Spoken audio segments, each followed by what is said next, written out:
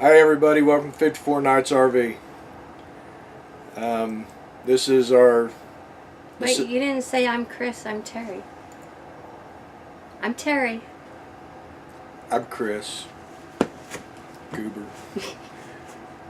This is our second video on Malpais National Monument. This is the Lava Falls Trail. It's actually just a pretty interesting trail, walking through all the volcanic rock and the formations it kind of left behind.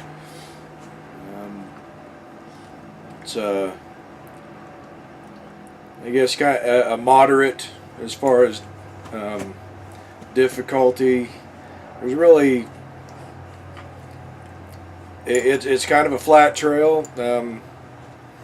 Nothing real big to climb over or step across. It's just this.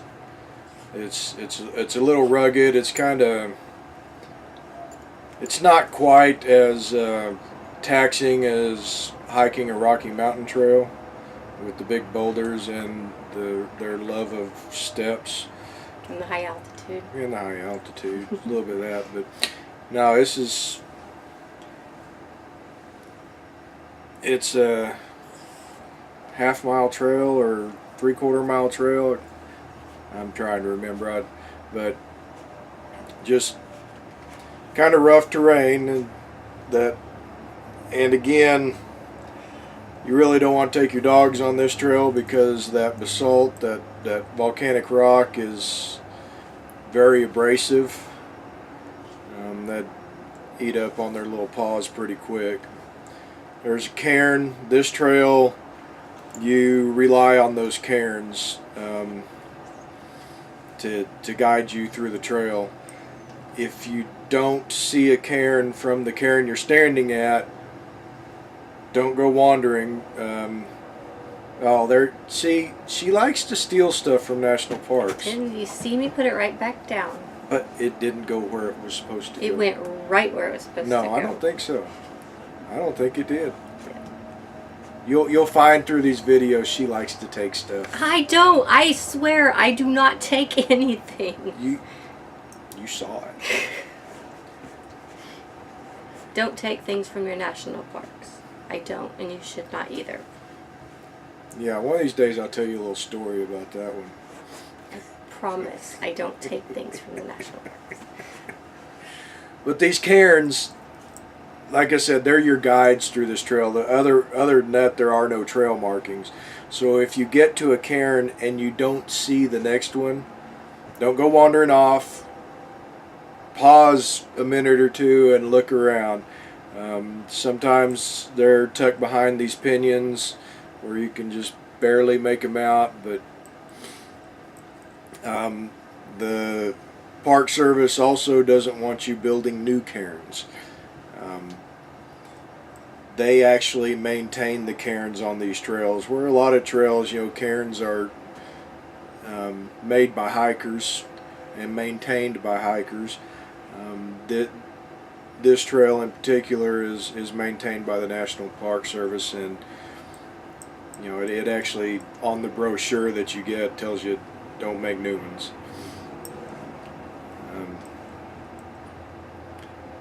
This Malpais National Monument, we probably could have spent another day or two out there. Just several hiking trails. We took her little Subaru off the beaten path down an easy Jeep trail, but nonetheless it wasn't intended for your Honda Civic. There's just a lot to do there at the National Monument, and not much to do in the towns around it. From what we saw, there may be even a little bit further west of Malpais is I believe it's a Pueblo Indian ruin. New Mexico has a lot to offer as far as just different things to see. It really does. There's one of the trail markers right there. you get this brochure for the trail, and those numbered markers tell you. I think off in the distance there is the cinder cone that actually produced this lava field. But yeah, that brochure, it tells you what you're looking at each point. My trail guide would read them as we got to each marker. He doesn't know how to read. You didn't have to tell him that. Oh, did you hear me? I'm right here. It's okay. This was El Malpais was our first stop, real stop. We stayed at a rest stop the night before, a rest area the night before we got here. But this was our first real stop on our May of 2017 trip. It took us to Bryce Canyon. Was the ultimate location or destination for us. This El Malpais just kind of fell, along the journey where we needed a place to stay, and I'm really glad we stumbled on it. It was an enjoyable stop, and Joel Skeen Campground where we stayed at, a free boondocking spot. Gorgeous, just beautiful. Yeah. All you could hear, there's some cows in the distance. That was about it. Yeah, it was awesome, and being middle of May, wasn't hardly anybody there. I think the busiest that campground got was four other people there, and that was one night. Yeah, we left here, and we swung through petrified forest and painted desert. Unfortunately for you guys, we're YouTube newbies, so our camera work wasn't quite where it needed to be, as meaning we didn't get our camera out. That might not be unfortunate for them. That might be fortunately. It kind of depends. That's if you're holding the camera. Oh, looky, looky, looky! Mine's more fun. Yours is more nausea-inducing. It's more fun. Roller coasters are nausea-inducing. That was a drive-through painted desert and petrified forest. Cool place. I mean, honestly, you could spend a full day on that drive. We've been there before. We swung through there, spent probably 3 or 4 hours just driving along the main road, going through it. Then after that, we stopped at Walnut Canyon National Monument. Just right off the interstate. That was a really cool spot. We could have boondocked there nearby. There were several areas where you can just pull off and park it for the night. But we chose to go on into Flagstaff and stay at the KOA because we had been boondocking, 2 or 3 nights, 3 nights I think, leading up to that point, and our tanks were. So you were full of poop. I mean the tanks. The tanks. That's what I meant. And something goes on in this motorhome when you start getting full tanks, and it's like traveling on a high school bus on Taco Tuesday. Not a pleasant experience. That's an apt description. I think it's the gray tank, but it is definitely fragrant. Yes. Not in a good way. So we stopped at the KOA at Flagstaff, stayed the night there, and it was a good KOA. I mean, it's KOAs, like any other campgrounds, are kind of you're rolling the dice. You do expect a certain level of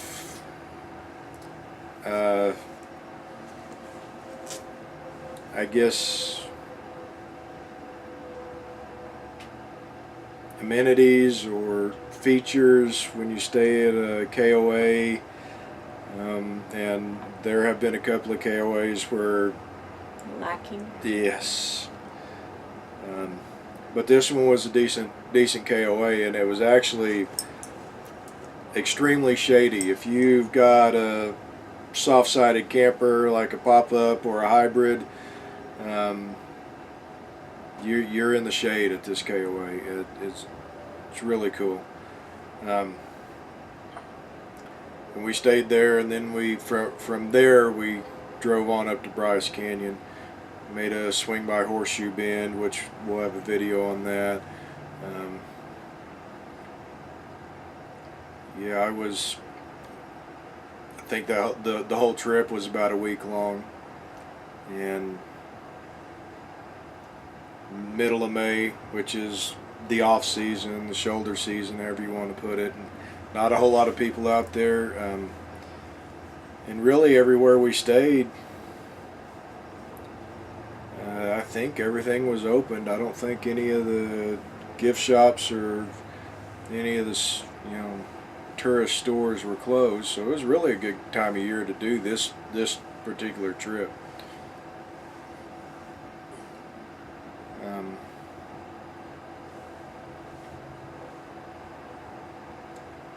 Yeah, this is just, I mean, these little mounds of lava here are just volcanic rock. I call it lava. I know lava is, like bright red, and it kind of stings a little when you touch it.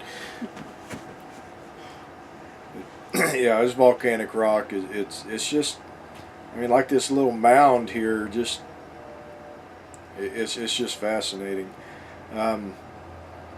When we took that, it was an unmaintained county road that we took in the Subi for several miles. Not a soul to be found. She was getting a little bit concerned with our lack of proper planning. We didn't bring any food or water with us. I think I counted one small bag of peanuts and maybe a half bottle of water, and we had the dogs in the back too. Yeah. So between us all, we had, if we broke down, we had a teeny tiny bag of peanuts and a half a bottle of water. So plan accordingly. Don't do what we did.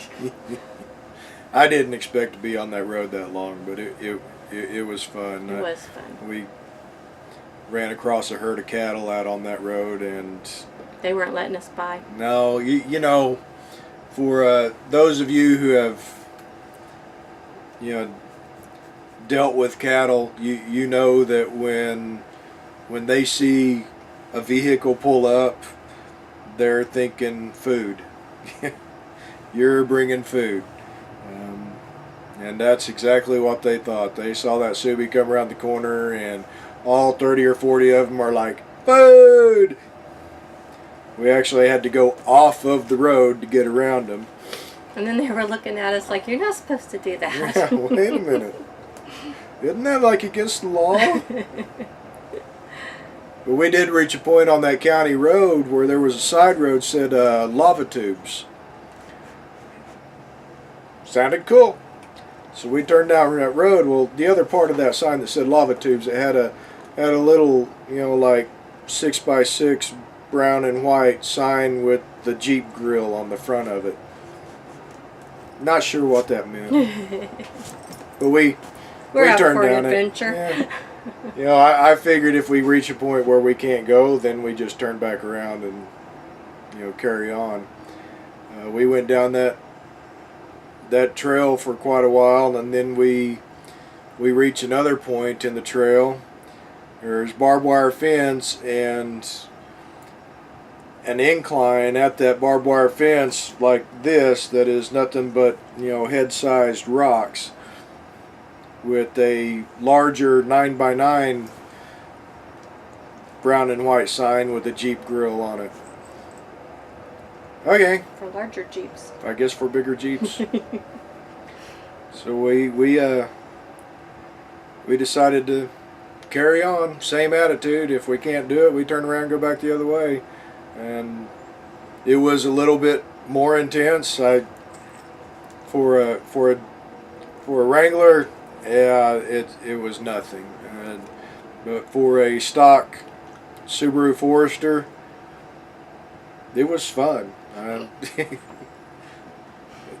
I was actually kind of surprised because it's her car, and I expected to be hearing at many times about don't scratch my car, don't wreck my car, but no, Miss Terry was giggling most of the way.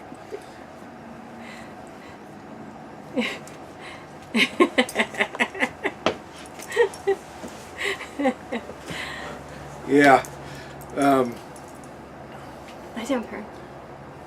The black furry thing isn't censorship. This is Perrin. Perrin didn't appreciate that ride. He was bouncing in the back seat. Yeah.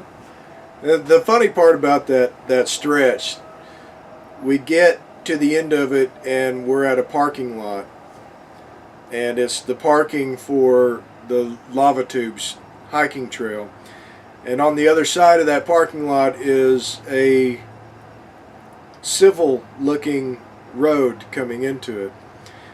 As we're driving off of this Jeep trail, there's a couple of Jeeps nearby, and these guys are watching this little bitty Subaru Forester come off that Jeep trail, and you could just tell by the look in their eyes that, wait a minute, I didn't have to pay 40 grand for this. It was fun. The Lava Tube Trails was really cool. Again, noobs with the YouTube thing. We didn't get any video of it.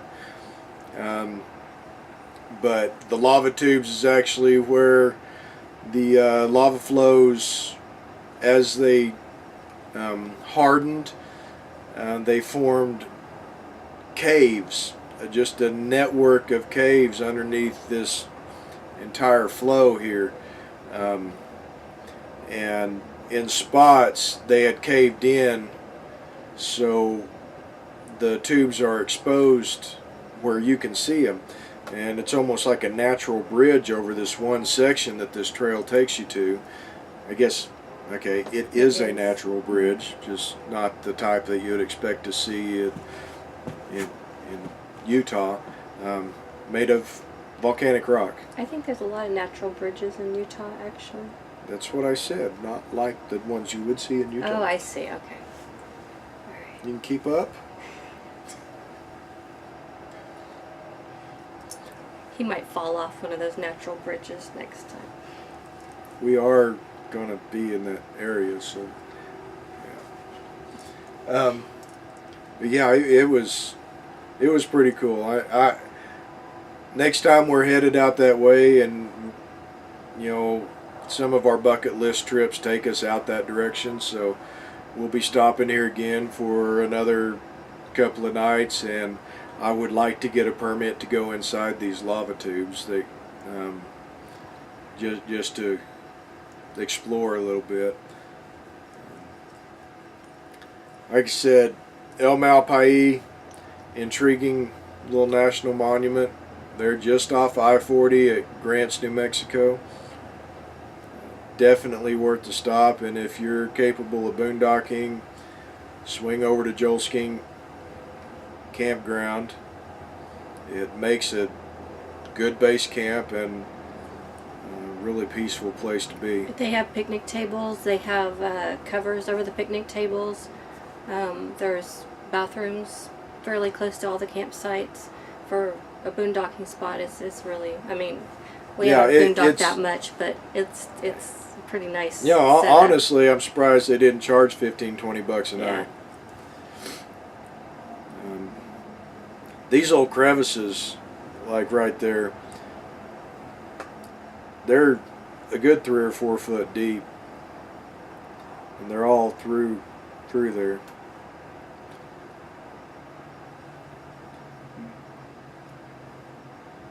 That's about all I got here. Just an enjoyable trail. I would recommend it to anybody, you know, who feels like, you know, they can do it. The kids would enjoy it. The Yeah. kids will enjoy Oh yeah, this the one. kids would enjoy it. And May, I know I've said it before, but May, it seems like the perfect time of year to be out here. It really does. It, moderate temperatures. You know, you see it got the bright sky there. Well, I don't think it got over, you know, 75 degrees or something like that while we were there the whole time. So anyway, I'll see if I can't find some cheesy music to take you out on this video. But the next video will be talking a little bit more about RV shopping. So have a good one, y'all. See you next time. Bye.